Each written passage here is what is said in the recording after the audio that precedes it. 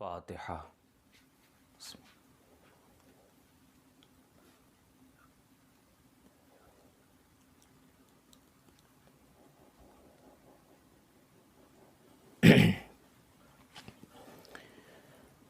لا حول ولا قوة الا باللہ العلی العظیم. اعوذ باللہ من الشیطان الرجیم. بسم اللہ الرحمن الرحیم. الحمد للہ الذی نور قلوبنا بولایت الحسین وأخیہ وجدہ وأبیہ وأمہ وشیعتہ وموالیہ وأجلا عیوننا بالبکاء فی عزائہ ومصیبتہ وجعل ہاتین الموہبتین وسیلۃ لنا فی نیل قربتہ وتحصیل رحمتہ. ثم الصلاة والسلام علی سید الثقلین نبی الحرمین جد الحسنین ابی القاسم محمد. اللہم صلی علی محمد وآل محمد وآلہ الطیبین الطاہرین المعصومین المنتخبین المنتجبین المظلومین وَلَعْنَةُ اللَّهِ عَلَىٰ أَعْدَائِهِمْ أَجْمَعِينَ. أَمَّا بَعْدُ فَقَدْ قَالَ الْإِمَامُ الْحُسَيْنُ عَلَيْهِ الصَّلَاةُ وَالسَّلَامُ إِنِّي لَمْ أَخْرُجَ شِرًا وَلَا بَطِرًا وَلَا ظَالِمًا وَلَا مُفْسِدًا إِنَّمَا خَرَجْتُ لِطَلَبِ الْإِصْلَاحِ فِي أُمَّةِ جَدِّي وَأَنْ آمُرَ بِالْمَعْرُوفِ وَأَنْهَى عَنِ الْمُنْكَرِ وَأَسِيرَ بِسِيرَةِ جَدِّي وَأَبِي عَلِيِّ بْنِ أَبِي طالب. صلوات پڑھیں پر محمد وآل محمد. اللہم صلی علی محمد وآل محمد وعجل فرجہ. برادران عزیز، بزرگان قوم و ملت، حضرات سامعین اور ناظرین،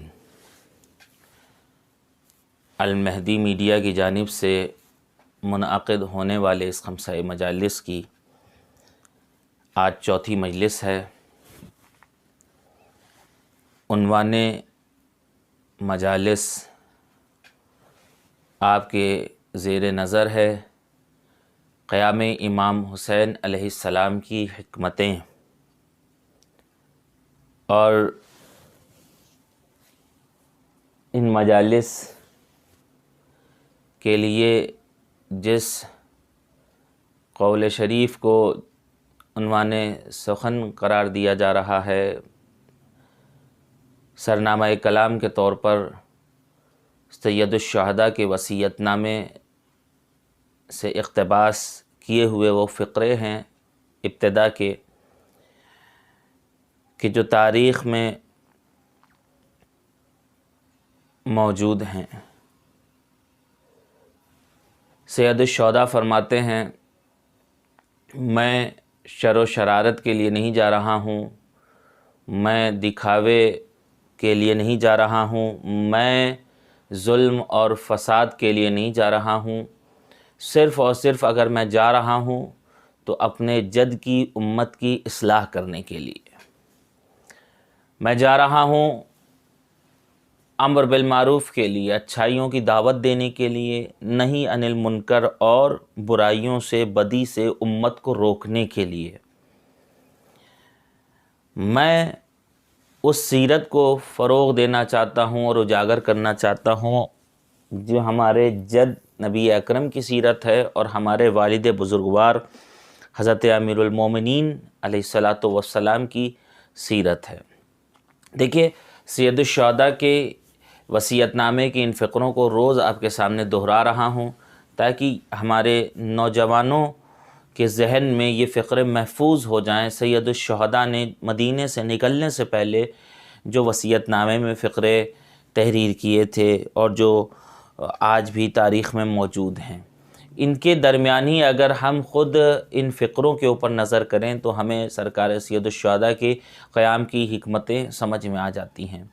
ابھی تک جو باتیں آپ کے گوش گزار کی گئی ہیں وہ باتیں یہ رہی ہیں کہ سرکار سید الشہداء نے امر بالمعروف کے لیے جو مراحل طے کیے، ان مراحل کو حدیث نے کس طرح سے پیش کیا ہے، اور پھر سید الشہداء کی ذمہ داریاں وہ دین اور اسلام کی جس کی صورت کو مسخ کرنے کی کوشش کی جا رہی تھی، وہ برائیاں جو معاشرے میں پھر سے رائج کی جا رہی تھیں، اچھائیوں کا گلا گھونٹا جا رہا تھا، برائی کو حسین بنا کے پیش کیا جا رہا تھا، یہ ساری باتیں اب تک آپ کے گوش گزار کر چکا ہوں۔ کل کی گفتگو میں بھی اگر آپ کے ذہن میں محفوظ ہو تو میں ذکر یہ کر رہا تھا کہ سید الشہداء جب مدینے سے نکل رہے تھے، اور وہ جو آپ کا بہترین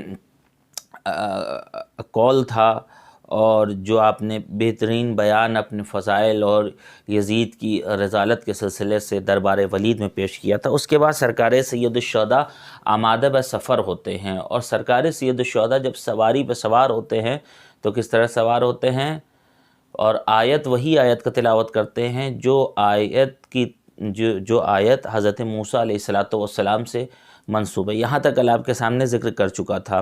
فَخَرَجَ مِنْهَا خَائِفًا يَتَرَقَّبُ قَالَ رَبِّ نَجِّنِي مِنَ الْقَوْمِ الظَّالِمِينَ۔ جناب موسیٰ جب قبطی غلام کو مارنے کے بعد اس شہر سے نکلے تو گھبرائے ہوئے بھی تھے اور امیدوار بھی تھے۔ سید الشہداء نے اسی آیت کی تلاوت کی کہ یہ قوم ظالمین کے درمیان سے جا رہے ہیں، یہ ظالم قوم ہے، پروردگار تو ہمیں ان ظالموں سے نجات دلا۔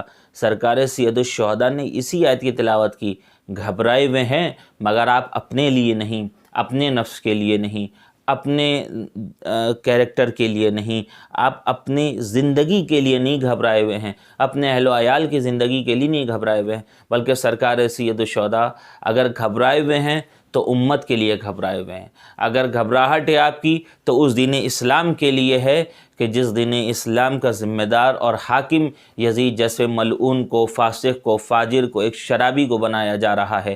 اسی لیے تو سرکار سید الشہداء نے کہا تھا فَعَلَى الْإِسْلَامِ السَّلَامُ، ایسے اسلام پر سلام ہو کہ جس کی حکومت جس کی باغ ڈور یزید جیسے حاکم کے ہاتھ میں آ جائے۔ لہٰذا سرکار سید الشہداء اب مدینے سے نکل رہے ہیں، اس آیت کی تلاوت کی ہے، اور کل آپ کے سامنے ہم نے یہ اشارہ کیا تھا کہ مکے میں پھر آپ مدینے سے نکل کر سرکار سید الشہداء مکے آ جاتے ہیں، مکے میں بھی آپ کا قیام رہتا ہے۔ اب مکے میں سرکار سید الشہداء کا جو قیام رہتا ہے اس میں مختلف لوگوں سے، شخصیتوں سے ملاقات ہوتی ہے، یہاں تک تاریخ نے لکھا کہ عبداللہ ابن عمر نے بھی وہاں آپ کے سینے کو بوسہ لیا، آپ سے ملاقات کی اور کہا کہ آپ نہ جائیں۔ کہا یہ جب دیکھا کہ حتمی فیصلہ سرکار سید الشہداء کا یہ ہے کہ سرکار سید الشہداء حتماً جائیں گے، کیونکہ شروع سے اگر آپ نگاہ کریں مدینے سے نکلنے سے پہلے آپ نے اپنے خط کو معین کیا۔ ام سلمہ سے گفتگو ہوئی، کہا کہ میں جاؤں گا کربلا، اور وہ مٹی کا دینا ہوا۔ محمد حنفیہ سے گفتگو ہوئی، ان کو بھی آپ نے بتا دیا۔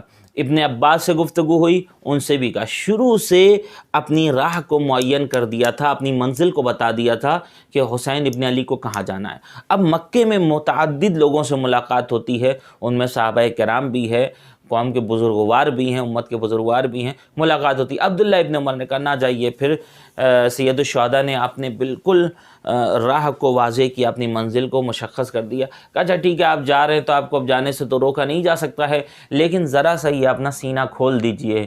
کیوں؟ کہا اس لیے کہ اس سینے پہ رسول بوسے لیا کرتے تھے، ہم اس سینے کا بوسہ لینا چاہتے ہیں۔ لہٰذا وہ سینے کا بوسہ عبداللہ ابن عمر لیتے ہیں اور لے کر وہاں سے واپس چلا جاتا ہے۔ حیف ہے ایسے لوگوں پر کہ جو سرکار سید الشہداء کے قیام کو دیکھ رہے ہیں، بوسے لے رہے ہیں مگر وہاں جا نہیں رہے ہیں۔ وقت کے امام کو بوسے کی ضرورت نہیں ہوتی ہے۔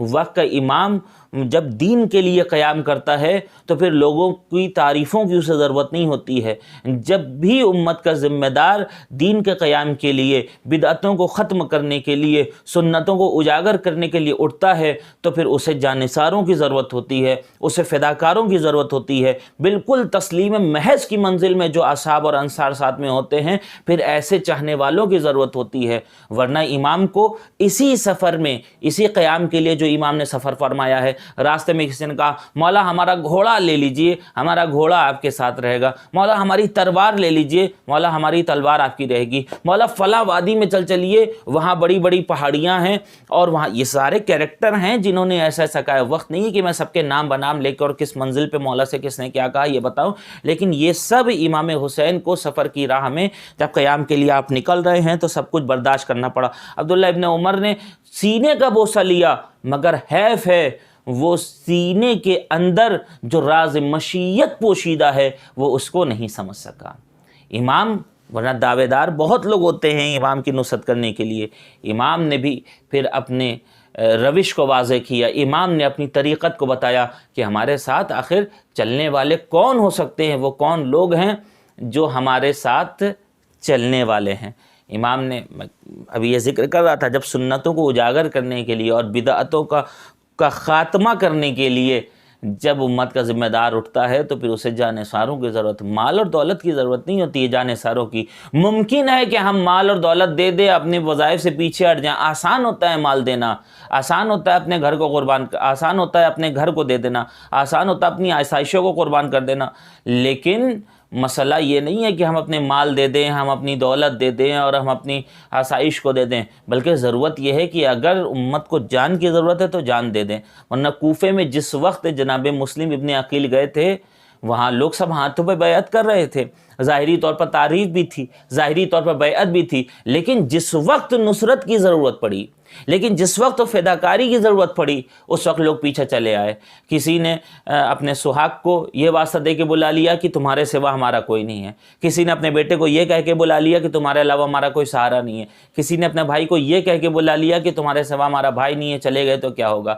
لہذا کوفے والوں نے جو اپنا کردار جناب مسلم کے تحفظ میں اور اسلام کے تحفظ میں نہیں پیش کیا، آج تک وہ کردار کوفے کے کہ جو لوگ اس طرح سے جناب مسلم کو، نائب امام کو چھوڑ کے گئے، آج تک ملامت کی جا رہی ہے ان کی، اور کی جاتی رہے گی، مذمت کی جاتی رہے گی، اس لیے کہ نائب امام کو بلا کے انہوں نے چھوڑ دیا۔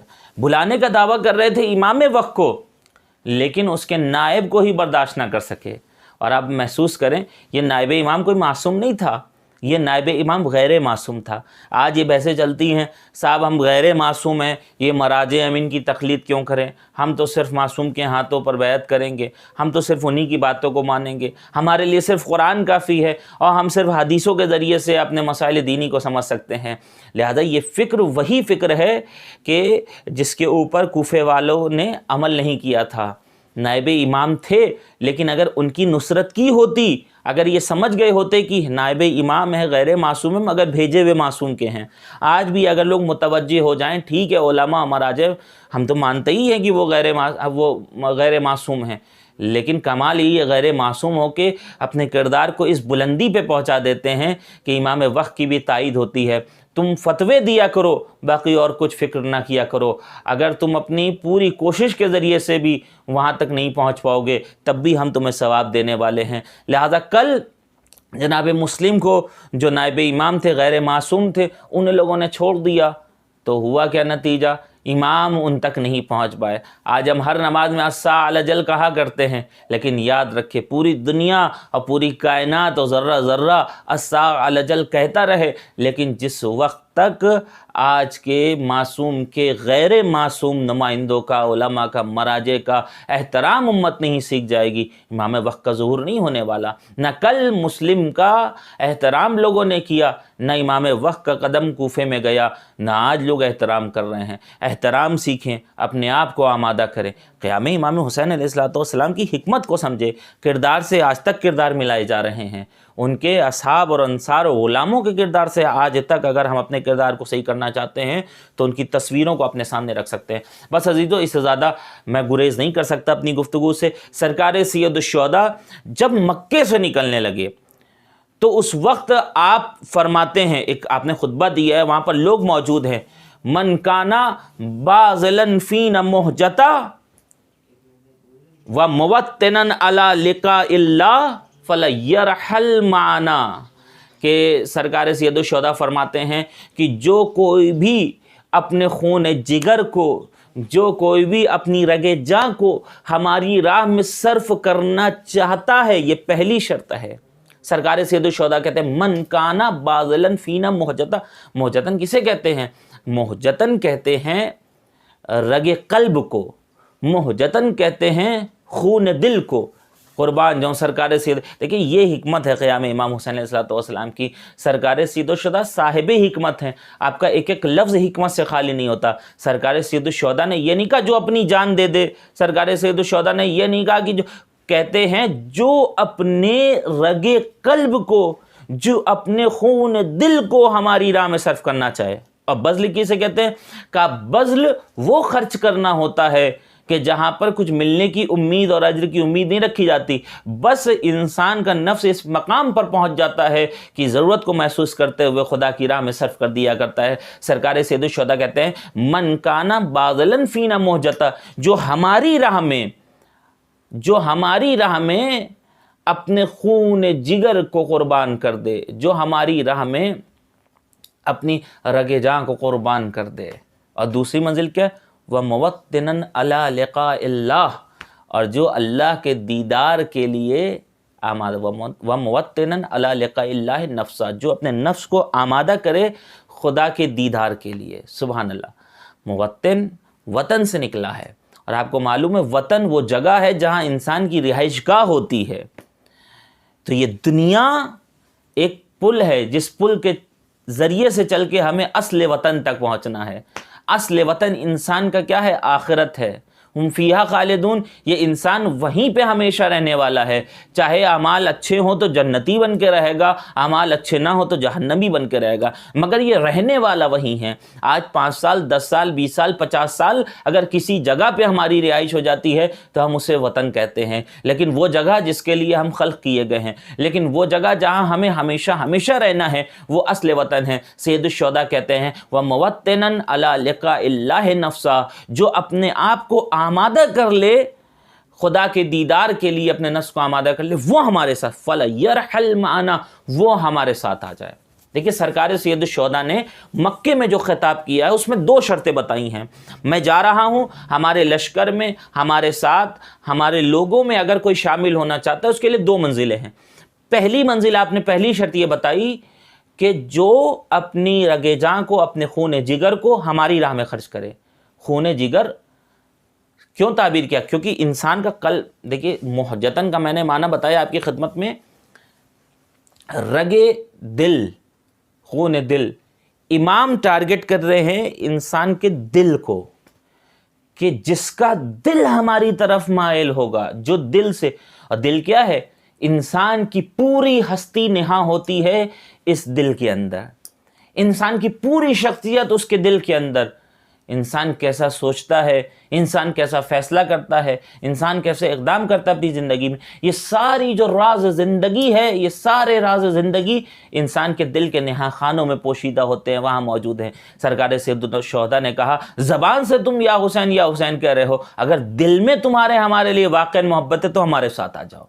اب سمجھ میں آیا؟ دل چونکہ محض تسلیم ہو جاتا ہے خدا کی راہ میں، ہمارے اعضاء اور جوارے سب دل کے تابع ہیں، یعنی اعضاء و جوارے کو دل کے ذریعے تسخیر کیا جا سکتا ہے، اس کے اوپر تسلط پایا جا سکتا ہے۔ دل کہے گا ہاتھ بڑھاؤ تو بڑھا لے گا، دل کہے گا پیر اٹھاؤ تو پیر اٹھا لے گا، دل کہے گا زبان چلاؤ تو زبان چلا لے گا، لیکن یہ جو ہمارا دل ہوتا ہے، دل کو تسخیر نہیں کیا جاتا، دل تسلیم ہو جاتا ہے۔ جہاں کمال ہوتا ہے، جہاں ربوبیت ہوتی ہے، جہاں اوصاف حمیدہ ہوتے ہیں، جہاں جمال کل ہوتا ہے، وہاں دل تسخیر نہیں ہوتا بلکہ تسلیم ہو جایا کرتا ہے۔ سید الشہداء نے اپنے ساتھ آنے والوں کے لیے پہلی شرط یہ بتائی، اگر ہمارے ساتھ آنا چاہتے ہو، حسین کے ساتھی بننا چاہتے ہو اس قیام کربلا میں، تو آؤ ہمارے ساتھ ہو جاؤ، لیکن شرط یہ ہے کہ تسلیم ہونا۔ تسلیم ہونا، تسلیم کا مطلب بغیر چون و چرا۔ اب تسلیم کی منزل میں امامت کو مشورہ نہیں دیا جائے گا کہ آپ نہ جائیے، تسلیم کی منزل میں امام سے یہ نہیں کہا جائے گا آپ ہمارا گھوڑا لے جائیے، تسلیم کی منزل میں یہ نہیں کہا جائے گا کہ آپ سینہ کھول دیجئے، آپ کا بوسہ لے کر بس ہم اتنے پہ ہی اکتفا کر لیں۔ تسلیم کی منزل ہے امام کہہ رہا ہے ہمارے ساتھ آ جاؤ تو آ جاؤ، یہ تسلیم کی منزل ہے۔ پہلی شرط یہ ہے تسلیم کی منزل۔ اور دوسری شرط کیا ہے؟ جو خدا کا دیدار کرنا چاہتا ہے۔ سید الشہداء نے پہلے ہی بتا دیا ہم جا رہے ہیں شہید ہونے کے لیے، جان دینے کے لیے، خدا کا دیدار کرنے کے لیے، یعنی ہم شہید ہوں گے۔ کوئی یہ نہ سوچے کہ مال اور دولت اور غنیمت وہاں ملنے والا ہے، کیونکہ نبی کے ساتھ جو لوگ تھے یہی تو منزلیں تھیں، نبی بلاتے رہے اور لوگ چھوڑ کے بھاگتے رہے۔ جناب امام حسن علیہ السلام کو لوگوں نے کیوں چھوڑا؟ اس لیے کہ اب نہ کوئی غنیمت ملنے کی امید ہے، نہ کوئی مال اور دولت ملنے کی امید ہے۔ سرکار سید الشہداء اپنے ساتھ جن افراد کو لے کر آ رہے ہیں، بتا رہے ہیں ہم پہلے جان دینے کے لیے جا رہے ہیں، ہم لٹانے کے لیے جا رہے ہیں، کچھ مال غنیمت ملنے کی توقع نہیں ہے۔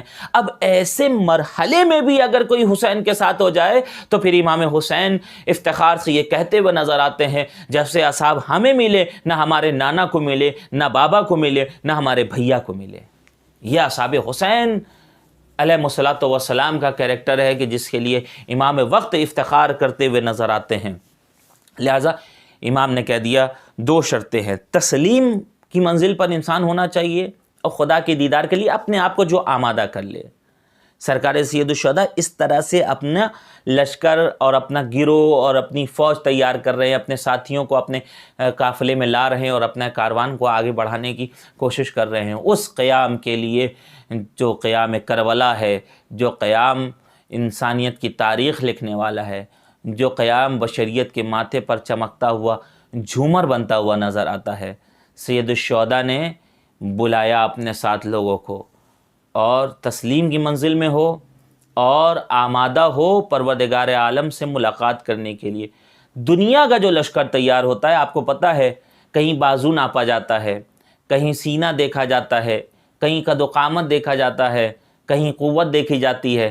سید الشہداء نے اپنے لشکر تیار کرنے کے لیے، اپنے قافلے میں آنے والوں کے لیے کوئی قد و قامت، کسی کی قوت نہیں دیکھی، بلکہ اگر دیکھا ہے تو صرف دو چیز، تسلیم کی منزل پر ہے یا نہیں ہے، خدا سے ملنے کا شوق اور ذوق رکھتا ہے یا نہیں ہے۔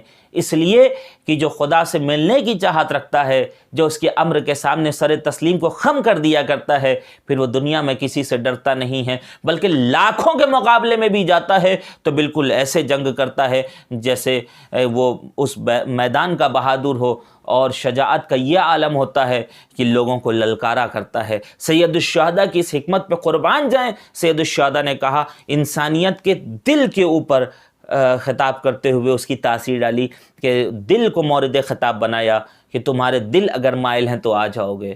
اور عزیزان محترم، آپ کو پتہ ہے یہی وہ دل ہے کہ جس کے بارے میں جب فرزدق سے ملاقات ہوتی ہے تو فرزدق کیا کہتا ہے؟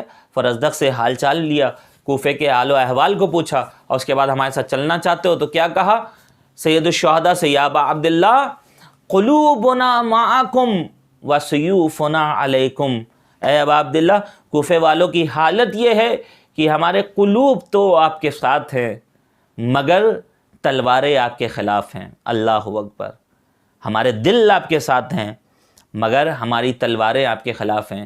سید الشہداء بتانا یہ چاہتے ہیں صرف دل ہمارے ساتھ ہونا کافی نہیں ہے، بلکہ تمہارا نفس بھی ہمارے ساتھ ہو۔ امام کو اختیار ہے امت کے اوپر، امت کے جان کے اوپر، امت کی فکر کے اوپر، امت کی نفس کے اوپر۔ مولا کیا ہوتا ہے؟ مولا کا معنی یہ ہوتا ہے جو تسلط رکھتا ہے نفس انسانی کے اوپر، پوری انسانیت کے اوپر۔ لہٰذا سید الشہداء نے جو اپنے کارواں کو تیار کیا ہے تو کیا کہا ہے؟ تمہارے دل، جو دل ہی فقط نہیں بلکہ جو خون دل ہمارے اوپر قربان کرنے کے لیے تیار ہو، وہ ہمارے ساتھ آ جائے۔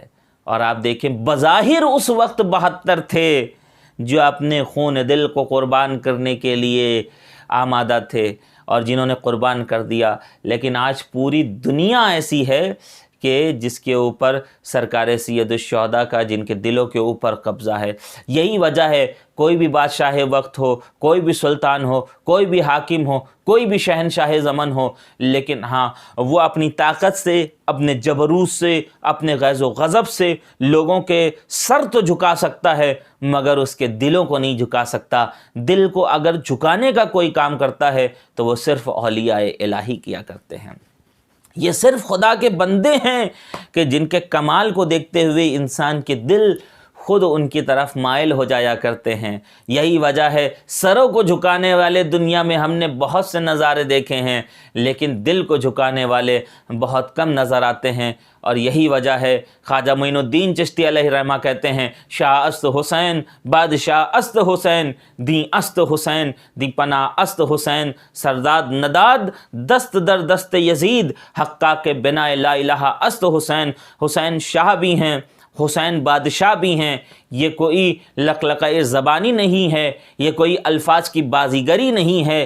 حسین کو ایک مصرے میں شاہ کہہ رہے ہیں، دوسرے مصرے میں بادشاہ کہہ رہے ہیں۔ فرق کیا ہے؟ بتانا یہ چاہتے ہیں بادشاہ وہ ہوتے ہیں جو اپنی طاقت کے ذریعے، اپنی قوت کے ذریعے لوگوں کے ظاہر کو اپنے قبضے میں کر لیا کرتے ہیں۔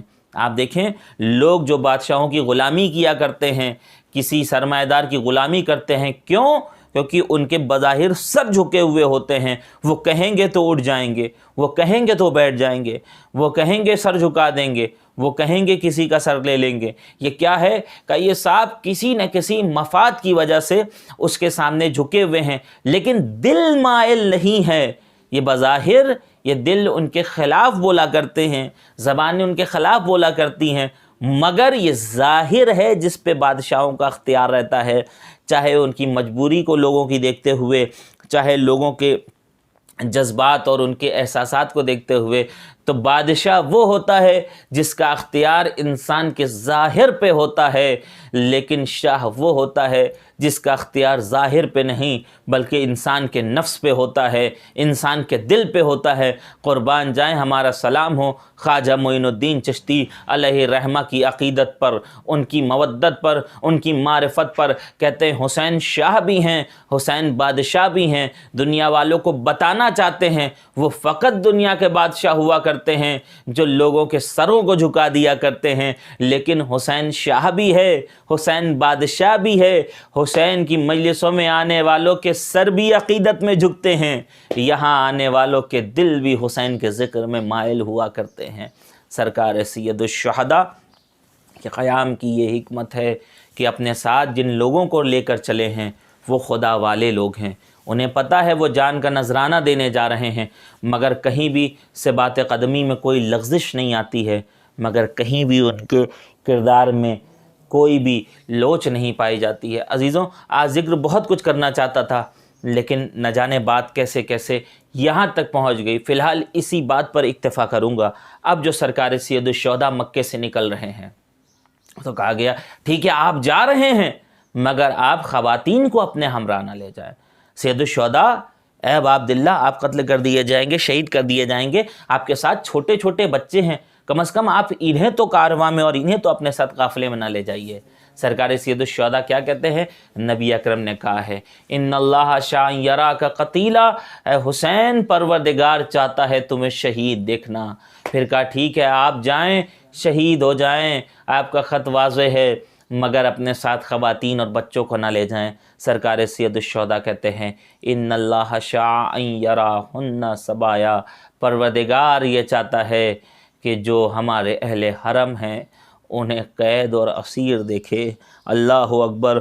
خدا کی مرضی کے لیے، خدا کی رضا کے لیے، خدا کے لیے، اس کے دین کو بچانے کے لیے، اس کی وحدانیت کو بچانے کے لیے، قرآن کی صداقت و عظمت کو بچانے کے لیے، نبوت و امامت کی اہمیت کو بچانے کے لیے سرکار سید الشہداء نے خود اپنی شہادت کا نذرانہ بھی پیش کیا، اپنی بہنوں کی چادروں کو بھی اس دین کے لیے قربان کر دیا۔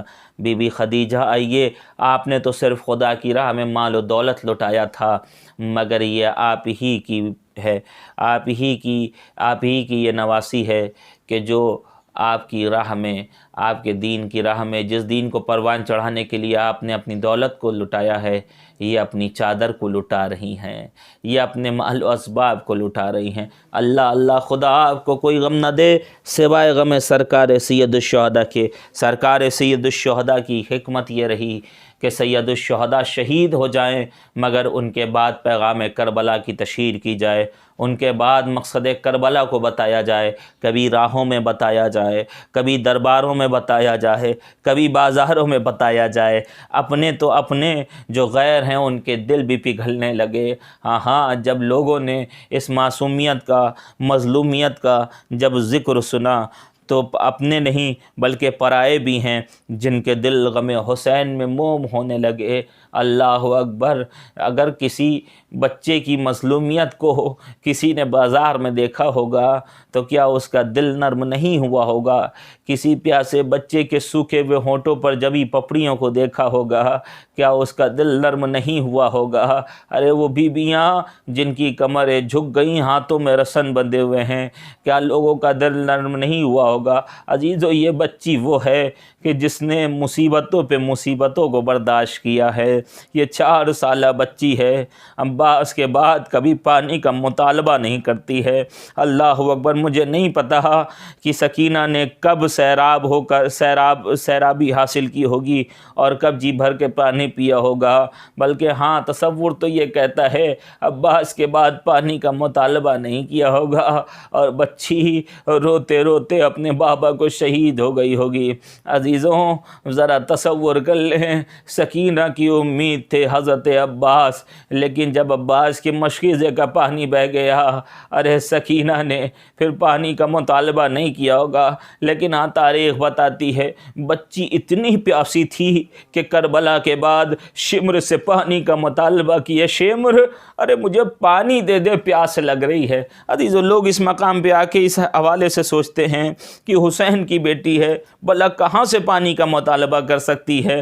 ہاں یہ صحیح سوچنا ہے، حسین کی بچی بھلا پانی کا مطالبہ کیسے کرے گی جس پانی کے لیے اس کے بھائی اصغر کے گلے پہ تیر مارا گیا، جس پانی کے لیے اس کے بھیا اکبر کے کلیجے پہ برچی کی یعنی پیوست کی گئی، ارے جس پانی کے لیے اس کے بھائی کے جسم پر زندگی میں گھوڑے اتنے دوڑائے گئے کہ جسم پامال ہو گیا، جس پانی کے لیے بابا کے خشک گلے پہ شمر ملون کا کند خنجر چل گیا۔ لیکن ہاں سکینہ حسین کی بیٹی ہے، بنی ہاشم کے آغوش کی پروردہ ہے، اس لیے پانی مانگا ہوگا تاکہ اپنی حجت کو تمام کر دے۔ ننھے مجاہد علی اصغر نے اپنی حجت کو تمام کر دیا۔ سکینہ نے کہا شمر پانی دے دے، کہا پانی دیتے ہیں۔ شمر نے پہلے اپنے لوگوں کو پانی پلایا، اس کے بعد کہا اب تو پانی دے دے، جانوروں کو پانی پلانا شروع کیا، اب تو پانی دے دے۔ شمر نے ایک مرتبہ مشکیزے کو دکھا کے، دہانے کو کھول کے زمین پہ سارا پانی بہا دیا۔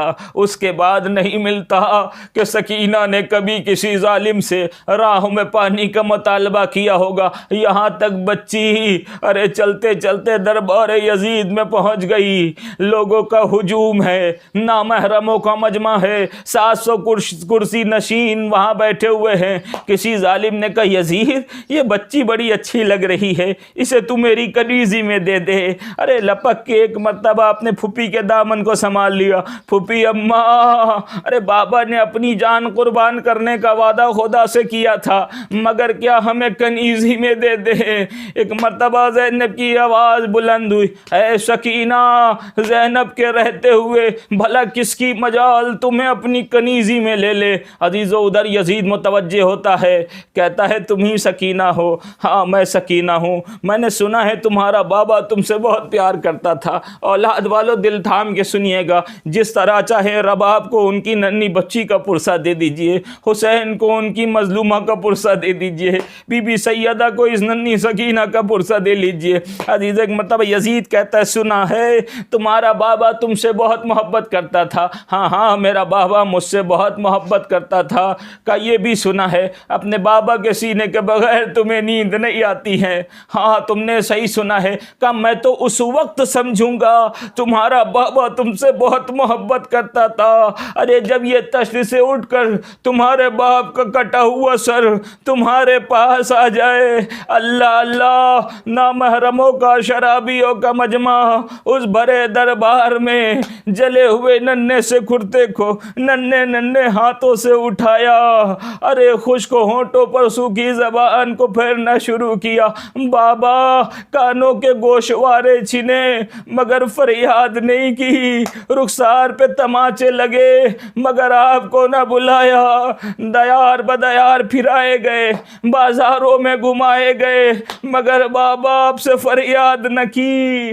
یزید آج آپ کی محبت کا امتحان لیتا ہے، اپنی سکینہ کی محبت کو رسوا نہ کرنا۔ یہ سننا تھا تشت سے کٹا ہوا سر حسین سکینہ کے جلے ہوئے کرتے کے دامن میں آ گیا، ارے رخسار پہ لبوں کو رکھ دیا۔ بابا اس وقت کہاں تھے جب پھوپھیوں کی چادریں چھن رہی تھی، خیام حسینی میں آگ لگ رہی تھی، شمر تماچے مار رہا تھا، کشاں کشاں پھرایا جا رہا تھا، منادی صدا دے رہا تھا، تماشائیوں آؤ تماشا دیکھو، یہ اہل بیت رسول ہیں جنہیں قیدی بنا کے۔ لعنت اللہ علی القوم الظالمین وسیعلم الذین ظلموا ای منقلب ینقلبون۔ خدایا تجھے واسطہ محمد و آل محمد علیہ السلام کا ہماری اس عبادت کو اپنی بارگاہ میں شرف قبولیت عطا فرما، ہمارے گناہ کبیر و صغیرہ کو معاف فرما۔ وہ افراد جو اس آن لائن مجلس میں کسی بھی طرح سے شریک رہے خدایا سب کی نیک حاجات قبول فرما۔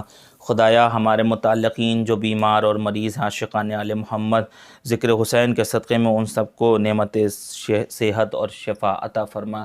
خدایا اتباعت عالیات کی حفاظت فرما، محافظان حرم کی حفاظت فرما۔ خدایا شہدائے راہ حق کے درجات میں بلندی عطا فرما۔ خدایا اس منحوس کورونا کو جلد از جلد ختم کر دے تاکہ جی بھر کے ذکر حسین کر سکیں۔ خدایا جلد از جلد کربلا جانے کے راستے ہموار کر دے۔ وہ عاشقان آل محمد جو کربلا جانے کے لیے تڑپ رہے ہیں، کربلا میں پہنچ کے ذکر حسین کر کے کربلا میں تعزیت اور تسلیت ان کی مادر گرامی کو پیش کر سکیں۔ خدایا جس طرح سے کربلا میں مظلوم آقا حسین کا روضہ چمک رہا ہے، قبرستان بقیع میں مادر حسین کا روضہ بننے کے اسباب فراہم فرما۔ خدایا دعا میں خاص دعا یہ ہے ہمارا اور امتحان نہ لے، منتقم خون حسین دل بند زہرا حضرت امام زمان کے ظہور میں تعجیل فرما، ہم سب کو ان کے اعوان و انصار میں محشور